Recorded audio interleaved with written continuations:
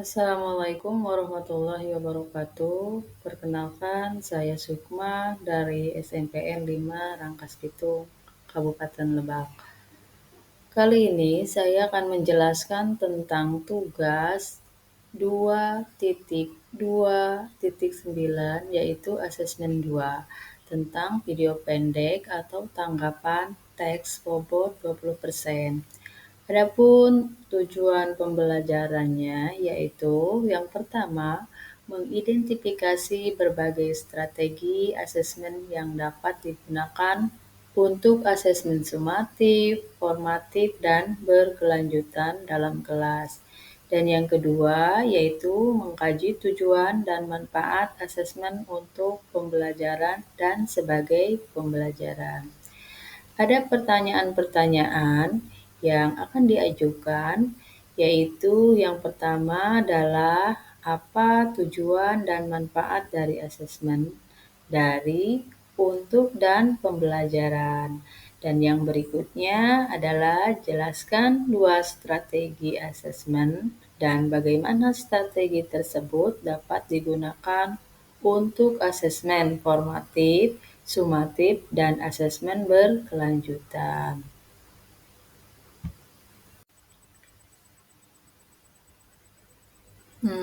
Selanjutnya adalah pertanyaannya, apa tujuan dan manfaat dari asesmen, dari, untuk, dan pembelajaran? Asesmen dalam konteks pendidikan berfokus merupakan proses pengumpulan dalam asesmen. Kesimpulannya, data secara sistematis dalam mengevaluasi kemajuan belajar murid. Asesmen yang efektif tidak hanya berfokus pada hasil akhir, tetapi juga pada proses pembelajaran. Ada 3 perspektif untuk asesmen, di antaranya yaitu yang pertama, asesmen dari pembelajaran. Asesmen ini prosesnya evaluasi yang dilakukan setelah kegiatan pembelajaran selesai. Dan yang kedua, asesmen untuk pembelajaran. Dan proses pengumpulan data tersebut akan dilakukan selama proses pembelajaran berlangsung. Dan yang terakhir adalah asesmen sebagai pembelajaran. Asesmen ini proses di mana peserta didik terlibat secara aktif dalam proses evaluasi. Oke, selanjutnya the next ya. Pertanyaannya, jelaskan 2 strategi asesmen dan bagaimana strategi tersebut digunakan untuk asesmen formatif, sumatif, atau asesmen berkelanjutan. Yang pertama, portofolio dalam rubrik merupakan 2 strategi asesmen yang sangat bermanfaat dalam meningkatkan kualitas pembelajaran agama Islam.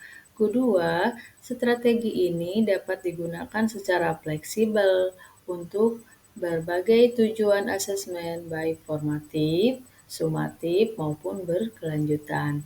Dalam penerapan kedua strategi ini, kita dapat memperoleh informasi yang lebih akurat tentang perkembangan belajar murid dan memberikan umpan balik yang lebih efektif. Selanjutnya, yang pertama ada portofolio dan rubrik.